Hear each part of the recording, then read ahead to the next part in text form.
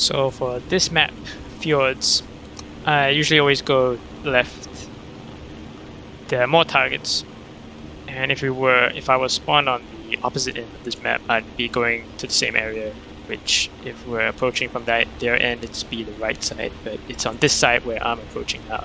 There are far more targets, and if you were to go to the valley, looking from this perspective here, that's the right flank, there's only a single tank column, and it's okay to go for it.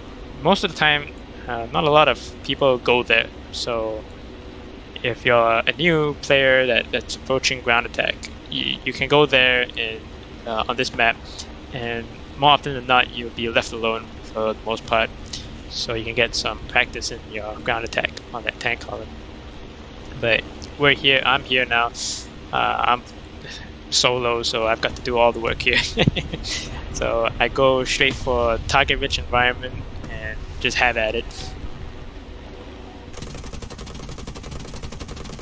So what I'm trying to do here is commit the guns to the light targets. I'm missing quite a lot of shots, but getting the bombs on the pillboxes. And I try to conserve some for the tanks that are right there. The two tanks, I believe. I don't get to make it to them. My tail controls get shot out and burned to death.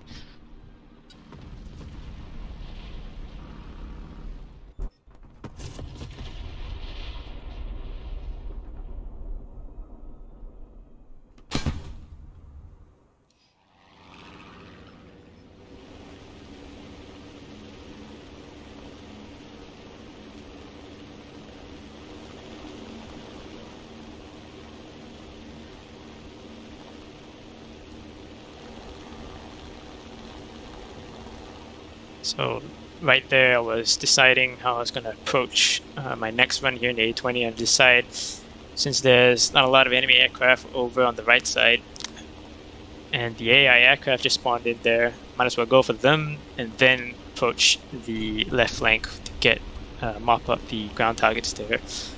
And I'm only doing this because I have a slight lead here in terms of the tickets.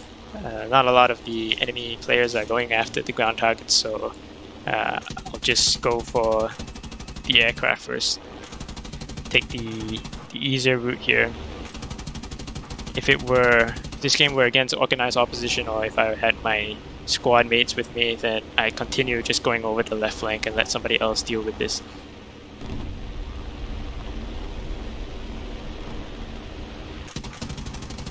After taking out the last Dauntless dive bomber, I decide might as well just mop up what's left here on this flank. I've got about a 2-to-1 ticket lead, so I figured why not.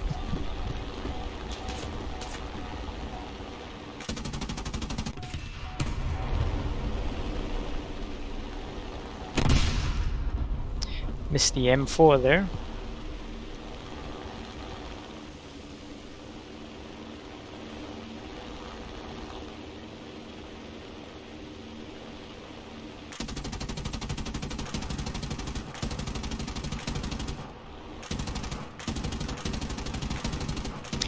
Try to extend away and keep my airspeed. I'm not going to be able to outrun this guy, but usually defensive maneuvers in a strike aircraft with rear gunners, you want to try to keep your airspeed up so that you have to make the fighter come and catch up to you.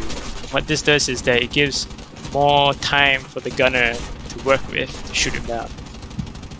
It doesn't always work, and it's not a strategy that you should, not a tactic that you should employ like every time you get in this situation, because it doesn't always work.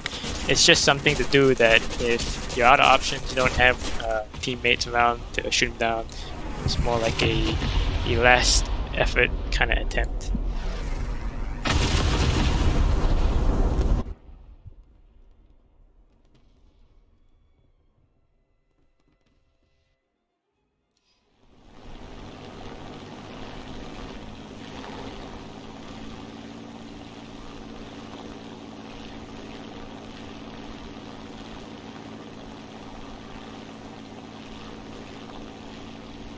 Usually a good habit to keep looking at the scoreboard just to see how everyone's performing.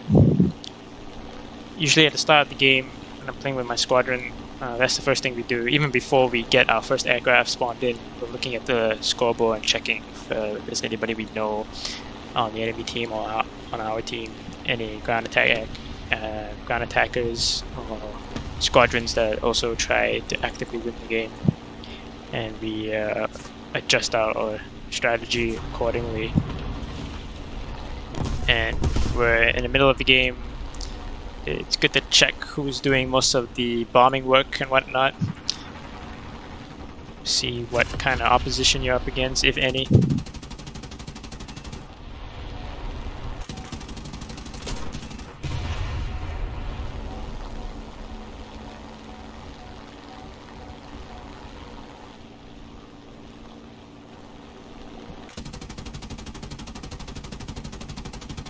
And that's game 4.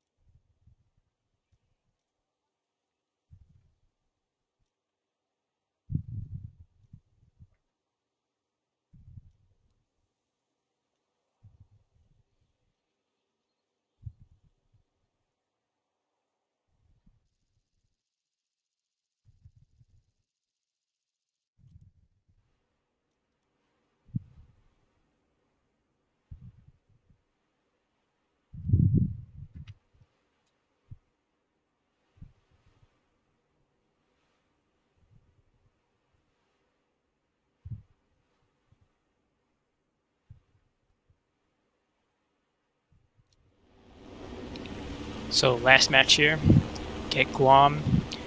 My standard approach is go right side. Well, from this perspective, go right. I'd still be going for this side here, even if I was spawned in the opposite end. Reason why is that the targets that are furthest out here, usually nobody takes them out. So it's good. Well, for me, my approach is go in there, take them out, then circle back to the middle area where the main concentration of enemy targets are, and work your way there.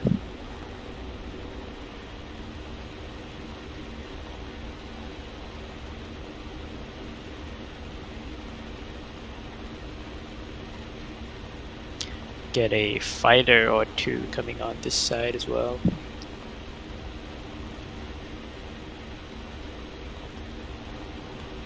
Usually not a lot of fighters come down on this side. They go straight to the middle or to the left. But I pick up a Typhoon here.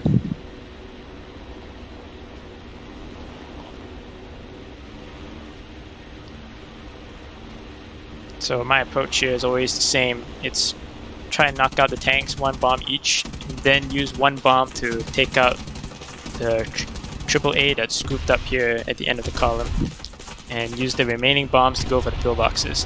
However, I miss with tank, so I circle back around, try to hit that.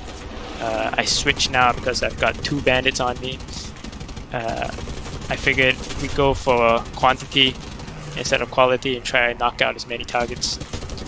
So a slight switch there.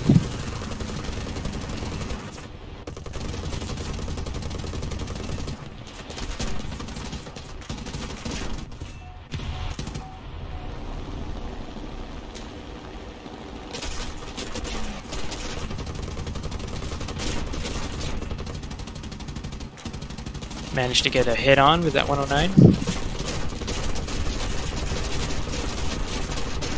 Rear gunner takes out a Typhoon, and I get the AAA. So good run. Yeah, it's a pretty good run.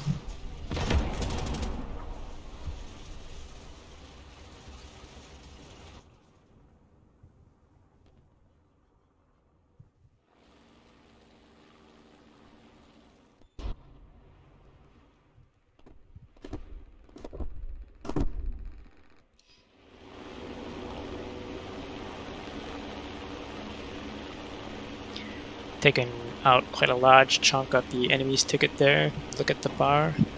the enemy isn't really trying. So yeah. But even though I got intercepted by 2 fighters on that flank, I still managed to knock out the majority of the ground targets.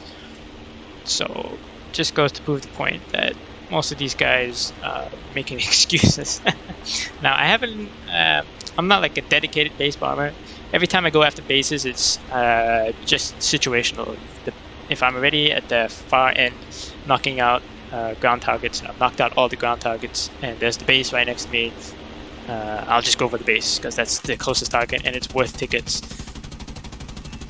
I think I might try, just to prove another point. I'll fly big, heavy, multi-engine bombers, and I'll knock out bases, or better yet, I think I'll use them to knock out ground targets and win games. Yeah, that'll be a fun challenge. I'll see if I can get around to do that.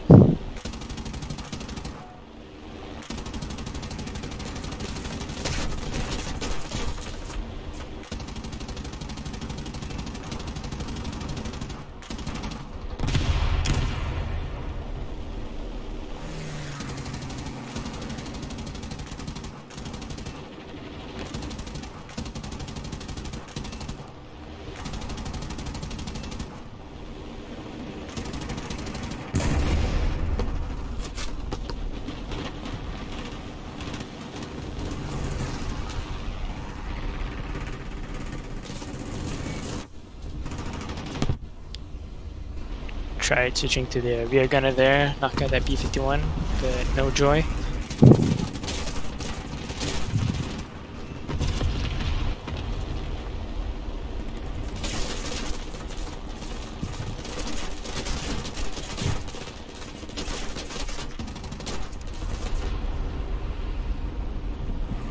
Trying to stay low when jinking around, throw off the enemy aim.